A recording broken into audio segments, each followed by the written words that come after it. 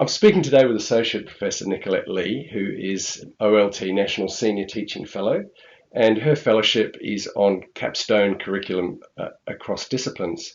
Could you tell us, just to start off with, how you got started in the design of capstone units? Sure. When I started teaching, it was going back 17 years or so. My first teaching experience was teaching third year students and then honours students and back again to third years. And over the years, I've predominantly taught in final year with a few sessions in first and second. Over that period, it's tended to be project based and very similar to what we might call a capstone now, so components of placements and will and research. And then at Swinburne, I was involved in the implementation of what we initially called the final year experience, which was project based units, and over time became the capstone experience for our students. And from that onto the fellowship. So I've been involved in capstone design and delivery for quite some time. Great. And so what were the enablers to get that fellowship started then? I think there was a confluence of events. As the sector started to talk more about employability, more about quality and standards and benchmarking, there were several projects starting to work on the ideas around benchmarking for standards, and particularly cross-institutional and international benchmarking.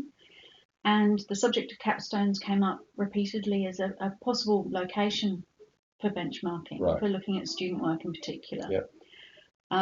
So it seemed to me that there was an opportunity there, but also what we were aware of was that people had a lot of questions. We hadn't really defined what a capstone was in the Australian context as yet, and that was problematic once we started talking about using them more consistently. Yeah. All right. Well, speaking more generally about assessment, what advice would you give to starting academics about designing effective assessments? I think not just in capstones, but it's really important to think of assessment as part of the student learning experience. And that goes beyond preparing them for an assessment event to building assessment into the learning activities.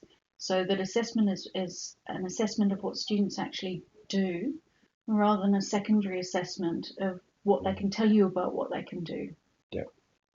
So connected with ideas of authenticity as well. Very much connected with the idea of authenticity.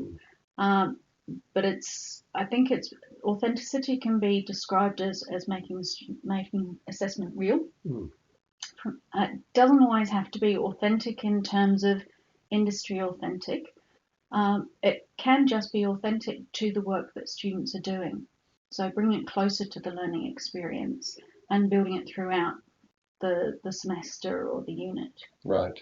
And we hear a lot of talk about the importance of constructive alignment in developing assessments as well. But I guess for a starting academic, that process is actually quite difficult, and assessment is quite an iterative process of getting the right assessment to fit with the learning activities.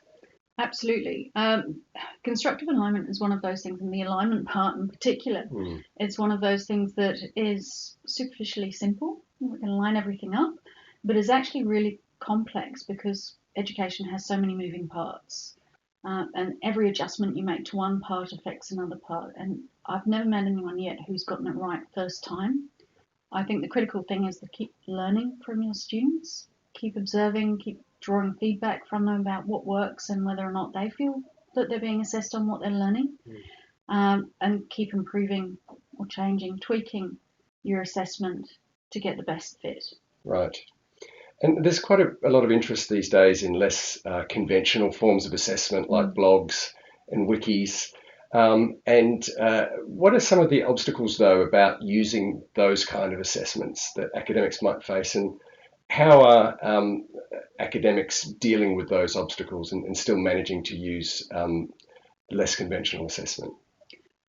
I think one of the major challenges is if people think they have to use something because it's the done thing. So there was a period when wikis were very, very popular. Yeah. But there was a sense in which we hadn't really worked out what the purpose of the wiki was. So clarifying how it met the learning outcomes, for example. And one of the challenges with a new form of assessment is identifying how well it does align with the learning outcomes and with student work. And then on top of that, working out whether your students have the capacity to use the technology effectively, particularly with online technology. Are they actually engaged in that environment already? Or is this going to become another form of secondary assessment for them, where they perform simply for the assessment rather than it being part of their learning experience? Right. So putting unnecessary sort of layers of complication in there. Absolutely. Yeah. And then, of course, there's our capacity to use the technology and to select technology. There's, for wikis, blogs, discussion boards, all of the variety of interactive tools that are very discursive. There are lots of choices, and not all of the tools are completely effective in every context. They all have pros and cons. So identifying one that works and one that will work in the system that you're using is a challenge and takes a little time and experimentation.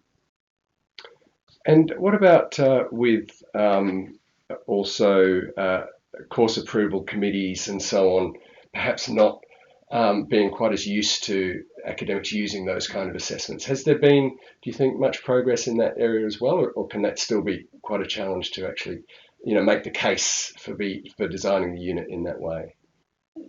My experience in this is relatively narrow, and having talked to people, so I hear about the challenges that they're experiencing. I would say it's patchy. In some universities, the groups that make those decisions are very well informed and very progressive. And in others, they're struggling to understand how that might fit, say, within policy. Probably one of the more challenging areas is not whether or not you use a wiki, but it's whether you do portfolio assessment, cumulative assessment, progressive assessment, and how that is managed when you have constraints on how many assessment items, for example, you might have. And explaining that to a group of staff who aren't in the course context can be quite challenging, just articulating it in a way that makes sense to an outsider. But that's a challenge we have to face anyway, because we have to articulate it in a way that students will understand how it works. So all of that can mean that the first stage is iterative, just getting that description refined and being really clear about why you're doing what you're doing. I think there's been quite a lot of interest as well in things like peer assessment or self-assessment. Although I think that there might also be some feelings that at the end of the day, the teacher is the best assessor of student achievement. Are those attitudes likely to change, do you think?